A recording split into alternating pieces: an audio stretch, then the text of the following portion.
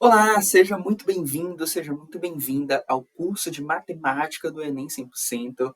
Meu nome é Victor Simões, eu serei o professor que vai te acompanhar no decorrer de todas as nossas aulas para te ajudar a chegar no Enem com tudo, confiante na prova de matemática, hein? Então, para isso, nós vamos começar hoje com a nossa primeira aula, falando de conjuntos numéricos. Conjuntos numéricos que é um assunto base da matemática. Entender esse assunto muito provavelmente não vai te fazer exatamente resolver uma questão, mas ter a base bem compreendida desse assunto vai te ajudar no desenrolar de problemas. Então, vai te dar ali uma base, uma conscientização sobre a matemática e de algumas operações que podem ser ou não executadas. Então, para isso, é muito importante nós entendermos os conjuntos numéricos. Ele pode tanto te dar ali uma questão ou outra na prova, mas com certeza ele vai te ajudar a executar outras questões de maior complexidade, que caem com maior frequência, porque tudo se parte do conceito. Precisamos ter uma base bem estruturada, uma base bem definida, e a aula de conjuntos numéricos ela vem para isso, para nos ajudar a montar essa base. Então, começando isso, nós precisamos entender o seguinte: o que são conjuntos numéricos? Os conjuntos numéricos, ou um conjunto numérico, é a união de números que têm as mesmas características. Então, nós vamos ver aqui no decorrer das aulas exemplos de conjuntos numéricos. Mas basta você pensar que ele é um grupo de números no qual todos eles têm características idênticas, as mesmas características. Então, para isso, nós vamos começar entendendo aqui alguns conjuntos de números, tá? Um dos conjuntos e um dos principais conjuntos de números é o conjunto dos números naturais. O conjunto dos números naturais, ele é formado por todos os números que são inteiros e não negativos. Então, nós temos aqui duas características e o conjunto dos números naturais é formado por todos os números que obedecem essas características. Primeiro, ele ser inteiro e segundo, ele ser não negativo. E aqui ao lado nós temos a caixinha de exemplo, né? O número 0, 1, 2, 3, 4, 5 e ali por diante. O conjunto dos números naturais ele é um conjunto infinito, inclusive. Então, esse conjunto de números ele é formado pelo zero porque o zero ele é um número inteiro e ele não é negativo. Pelo 1 porque é um número inteiro e um número não negativo. E se fosse, por exemplo, professor, o número menos 1? O 1 ele é um número inteiro. Mas o menos 1 ele é um número inteiro, inclusive, também. Mas ele é negativo. Então aqui nós já quebramos uma das características. Portanto, o menos 1 ele não poderia ser um número pertencente ao conjunto dos números naturais. Professor, e o 0,5? O 0,5 ele não é negativo, ele é positivo. Perfeito? Mas ele não é um número inteiro. Ele é um número fracionado. Então, não teria como a gente considerar o 0,5 um número natural. Então, aqui nós já temos um dos principais conjuntos numéricos que nós possuímos na matemática, o conjunto dos números naturais. E o conjunto dos números naturais, ele pode ser dividido em subconjuntos, ou seja, desse vasto grupo ali que vai do zero ao infinito, nós podemos dividir esse grupo em grupos menores. Por exemplo, os conjuntos dos números naturais pares, ímpares, números primos, números compostos e quadrados perfeitos também. Então, eu vou exemplificar esses subconjuntos para que você possa entender melhor o conceito do conjunto numérico e também conhecer subconjuntos dos números naturais. Primeiro aqui, os números pares e os números ímpares. Então, é um conceito bastante conhecido, o número par ou o número ímpar, né? Quem nunca ali, mesmo que não depois de adulto, mas pelo menos ali na sua infância, brincou ali, tirou um par ou ímpar para decidir alguma coisa numa brincadeira ali com seus amigos. Então, os números pares são todos os números que são divisíveis por 2. Já os números ímpares são todos os números não divisíveis por 2. Então, a partir daí, nós já temos dois subconjuntos que possuem as mesmas características, todos eles sendo números naturais. Agora, um outro subconjunto são os números primos. Os números primos também são números já, conceito de número já conhecido. E os números primos, eles são todos os números que são divisíveis apenas por um e por ele mesmo. Então, olha só, nós já temos aqui duas características novamente aqui para elucidar um conjunto, no caso aqui um subconjunto. Então, para que o número faça parte do subconjunto dos números primos, então ele tem que obedecer essas duas regras. Ele tem que ser divisível por um e por ele mesmo, apenas. Por exemplo, então, o 2. O 2 ele é um número primo? Vamos pensar. Ele é divisível por um, perfeito? Mas ele também é divisível por ele mesmo, por 2. Ótimo. Existe algum outro número inteiro que possa dividir o número 2? Pensa aí. Já pensou? Talvez você pesquisou aí no Google para saber se tinha algum, né? Você viu que não tem. Então, o 2 ele é um número primo. Ele só é divisível por 2 e por ele mesmo. Da mesma forma, o número 11, por exemplo. Da mesma forma, o número 13. O número 17. Professor, e o número 0? Ele não é um número primo. Porque não é possível dividir o 0 por 1. Professor, e o número 4? O número 4 ele é divisível por 1? Sim. Ele é divisível por ele mesmo? Sim. Opa! Então ele é número primo, né, professor? Não. Porque ele também é divisível por 2. O número primo somente é divisível por 1 e por ele mesmo. Então aqui nós já entendemos o subconjunto dos números primos. Um outro subconjunto é o subconjunto dos números compostos, e que ele é formado por todos os números que não são primos. Então ele é um conjunto inverso dos números primos. Então, todo número que não é primo, ele é considerado um número composto. E ele faz parte do subconjunto dos números compostos, que só tem uma regra, não ser primo. Então, número 4, número 6, número 8, número 10, e assim por diante, vários outros números compostos fazem parte desse subconjunto.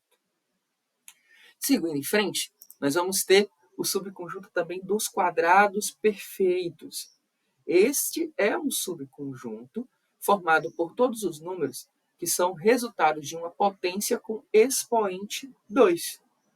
Então, por exemplo, 2 elevado à potência 2, né? O 2 ao quadrado é 4. Então, 4 ele é um quadrado perfeito. Porque o 4 ele é resultado de uma potência com expoente 2. Você pode extrair da raiz de 4 um número natural inteiro, que é o número 2. O 9 também é um quadrado perfeito, porque a raiz de 9 é um natural inteiro, é o número 3. O 16 tem a raiz de 16 é igual a 4, um número natural inteiro, e assim sucessivamente. Então aqui nós temos alguns subconjuntos do conjunto. Um outro conjunto, agora, é o conjunto dos números racionais. O conjunto dos racionais é o conjunto numérico que fazem parte dele os números inteiros e as frações. Frações também fazem parte dos números racionais. Logo, os números racionais, eles também são todos os números que podem ser representados de uma forma fracionada. Vamos entender um pouquinho aqui melhor. Por exemplo, os números racionais, eles podem ser números inteiros. 2, 3, 4, 5. Professor, você acabou de dizer que os números racionais eles podem ser representados por uma forma fracionada. 2 não é fração.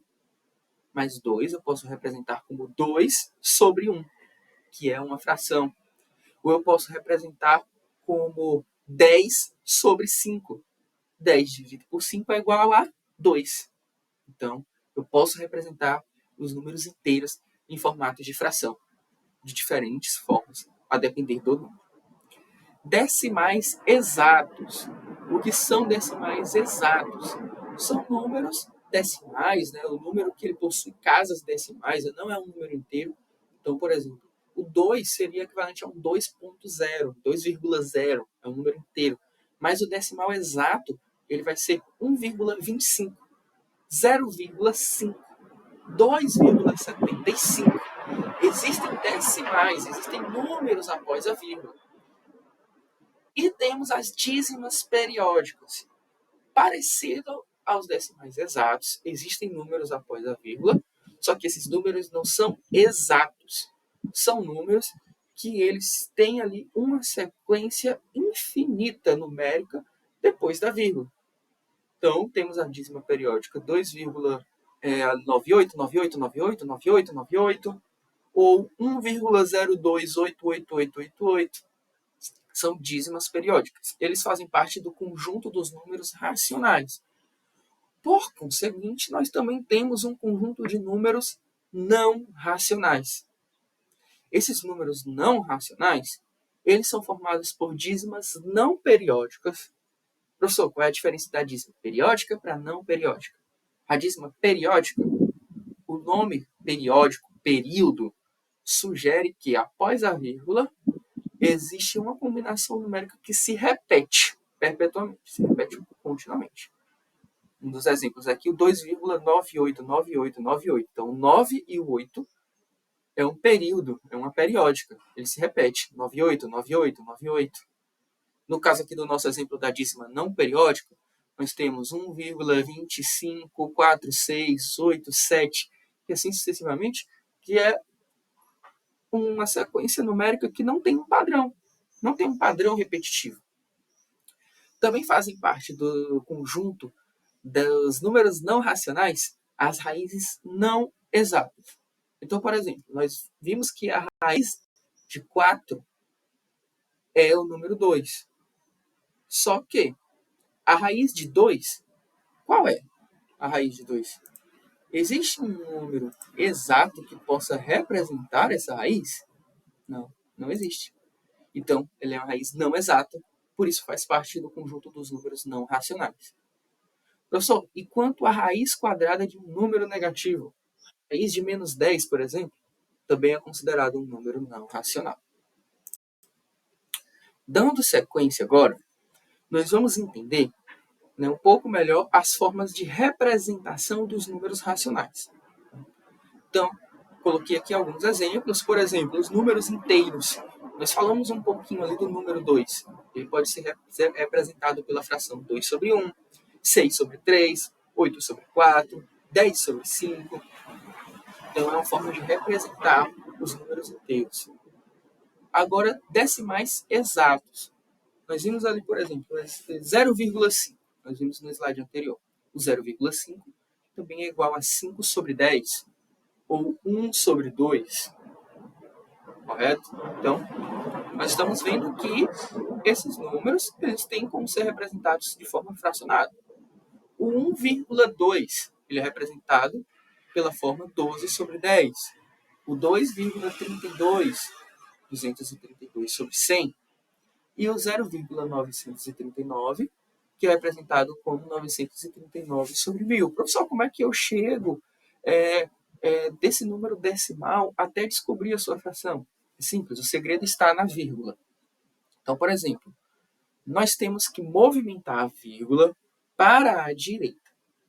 A cada movimento da vírgula para a direita, a partir do denominador da fração, vai ser um derivado do 10, e a cada movimento vai ser um múltiplo de 10, na verdade, e a cada movimento da vírgula para a direita vai ser apresentado um zero no denominador.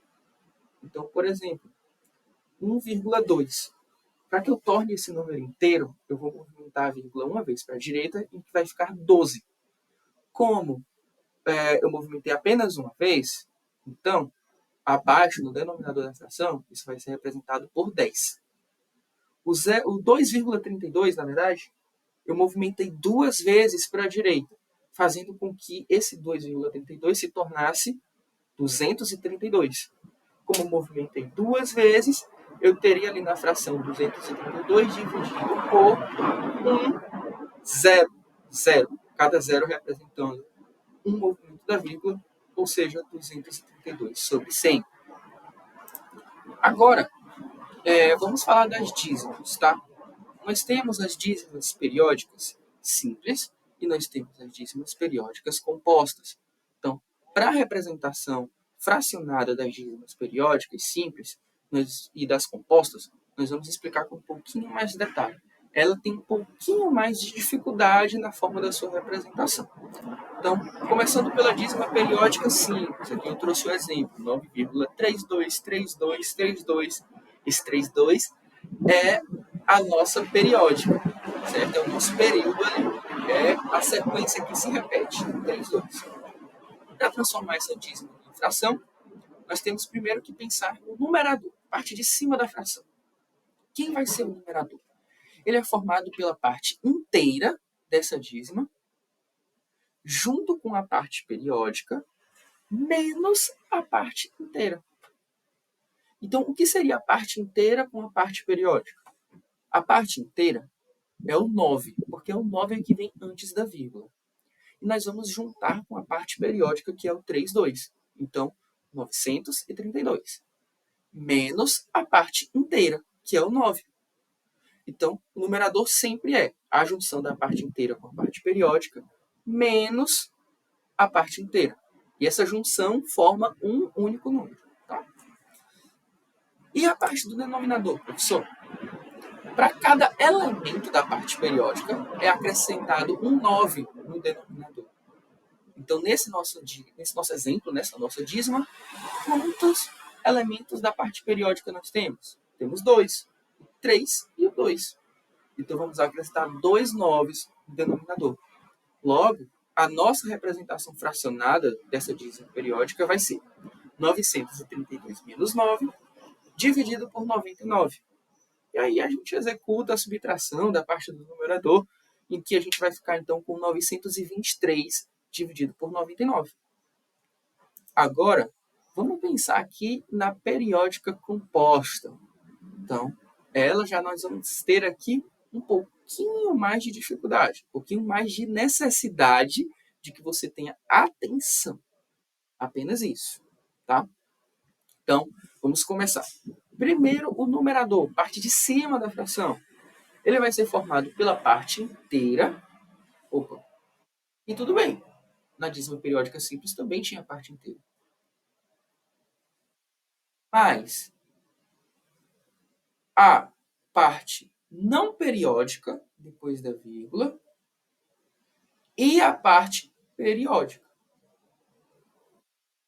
Então, aqui, nós vamos ter quem são a parte inteira, a parte não periódica e a parte periódica dessa minha dízima aqui, 8,71515.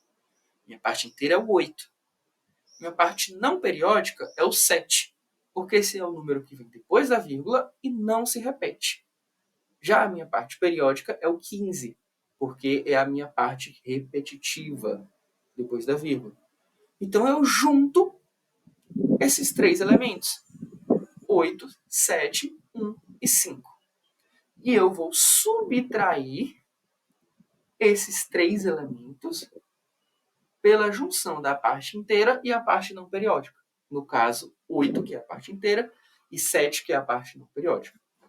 Então, reformulando aqui. O numerador da dízima periódica composta vai ser formado, primeiro, pela junção do número inteiro, o número não periódico e a parte periódica, menos o número inteiro e o número não periódico. Logo, nós temos 8715 menos 87. Agora vamos para a parte aqui do denominador. O denominador ele é parecido com o denominador da dízima periódica simples. Para cada elemento periódico é acrescentado um 9. Isso é igual. Mas para cada elemento não periódico é acrescentado um 0. Essa é a diferença. Então, nesse caso aqui, quantos elementos periódicos nós temos? Nós temos 2, o 1 e o 5. Mas nós temos um elemento não periódico, que é o 7. E para isso vai ser acrescentado um 0. Logo, nós temos aqui 9, 9, 0 no denominador.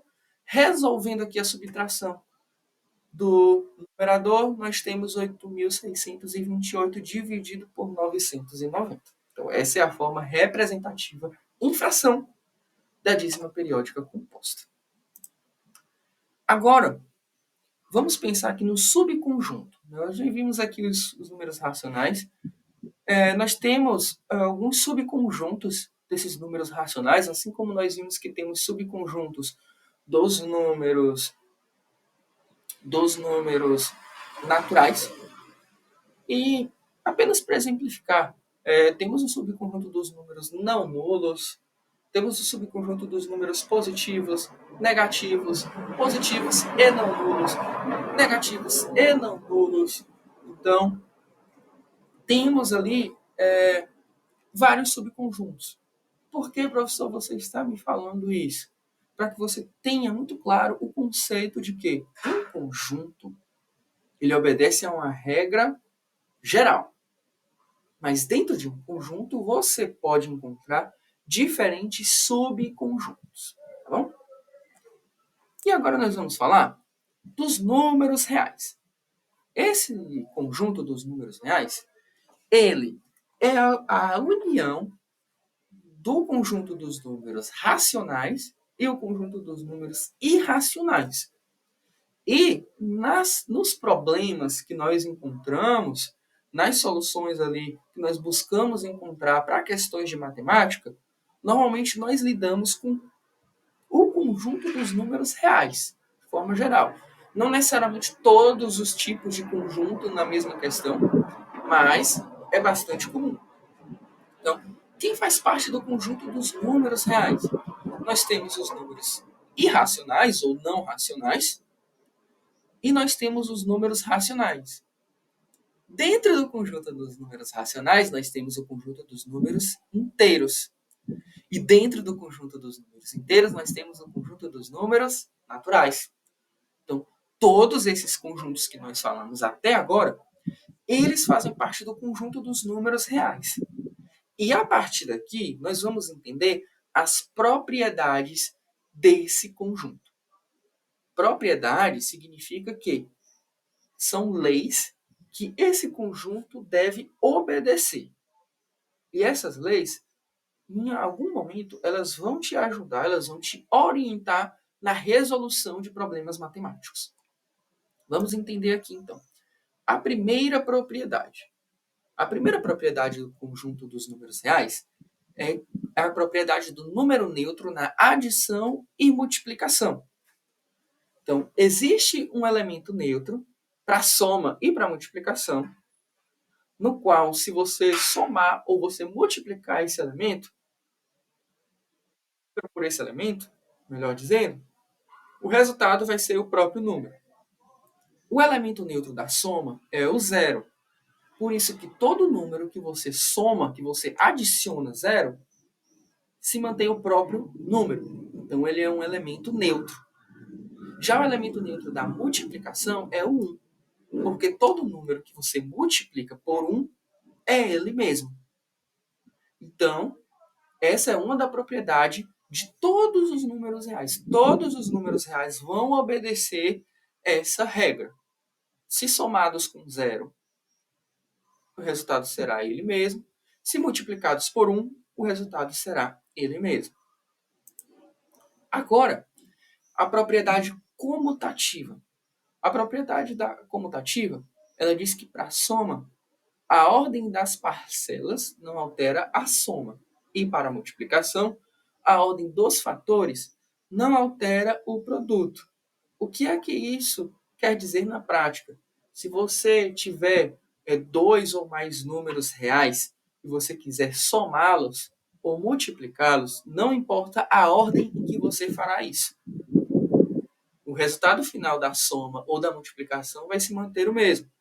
Ou seja, se você tem o número 5 e o número 2, e você quer somar esses dois números, não importa se você vai somar 5 mais 2 ou 2 mais 5. O resultado sempre será 7. Ou se você quiser multiplicar esses números, não importa se você quer multiplicar 5 vezes 2 ou 2 vezes 5. O resultado sempre vai ser 10. Por isso, nós temos essa propriedade comutativa. A terceira propriedade, que é a propriedade associativa, é parecida com a propriedade comutativa, só que é considerando a soma ou multiplicação de três números. E não importa qual será somado ou multiplicado primeiro. Então, se eu quero somar aqui 5, 4 e 3. Não importa se eu vou somar 5 mais 4 e depois somar o 3, ou se eu vou somar 4 mais 3 e depois somar o 5. Meu resultado sempre será 5 mais 4, 9, mais 3, 12. Sempre. A mesma coisa para a multiplicação.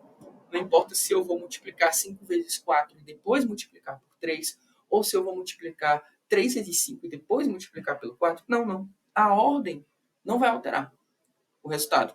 Então, o produto final sempre será 5 vezes 4, 20. 20 vezes 3, 60. Propriedade associativa. Agora vamos falar da propriedade distributiva. O produto da soma é igual à soma dos produtos. Professor, explica isso melhor. Seguinte, vamos supor que você quer multiplicar uma soma. Ou seja, o produto da soma, a multiplicação de uma soma. No caso aqui, nós temos A vezes M mais N.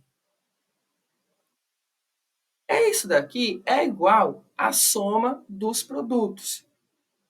Ou seja, se eu multiplicar, tanto faz se eu fizer M mais N e depois multiplicar por A, do que eu multiplicar A vezes M e depois somar com A vezes N. Na prática, suponha aqui que o A seja o número 2. O M é o número 3 e o N é o número 4.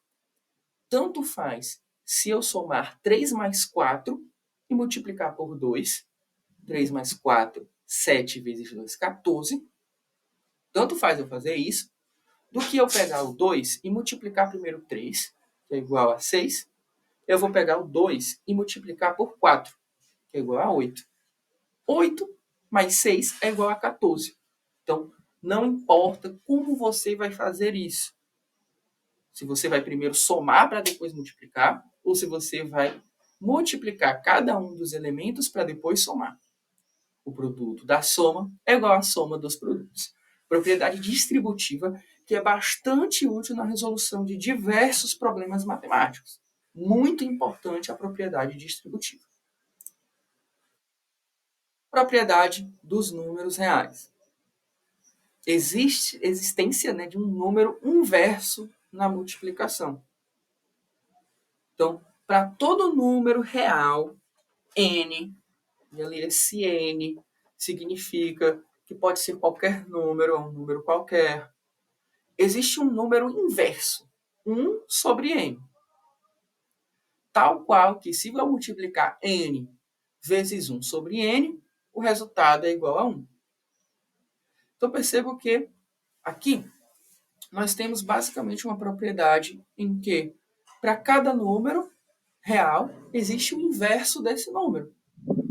E o inverso de um número vezes o próprio número real é igual a 1. Então, aqui a gente está representando por n vezes 1 sobre n é igual ao número 1. Ok. Vamos fazer um exemplo. Vamos substituir esse número n aqui por um número real na prática. Vamos colocar que esse n ele é igual a 10. Então, 10 ele é um número real.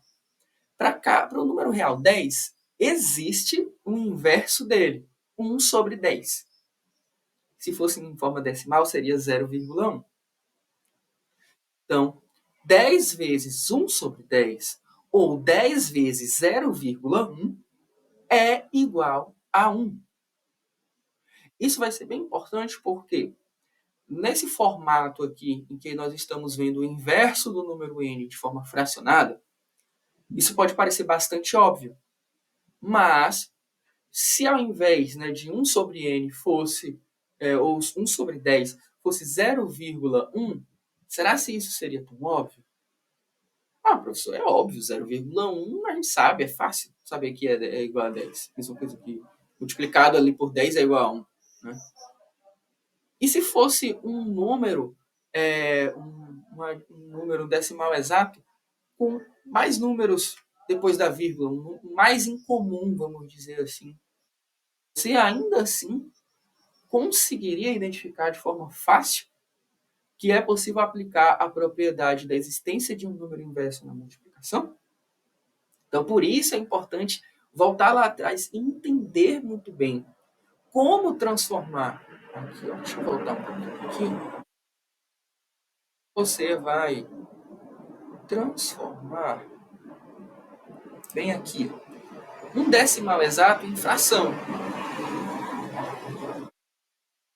para que você possa, em algum problema matemático, conseguir identificar uma situação em que, por exemplo, você possa aplicar essa propriedade.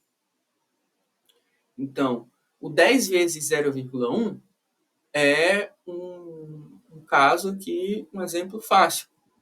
Mas para que você saiba, né, tanto para o 0,1 como para qualquer outro número, você saiba que é possível aplicar essa propriedade e que a multiplicação desses números será igual a 1, é preciso que você saiba como transformar, por exemplo, 0,1 num número fracionado, tá?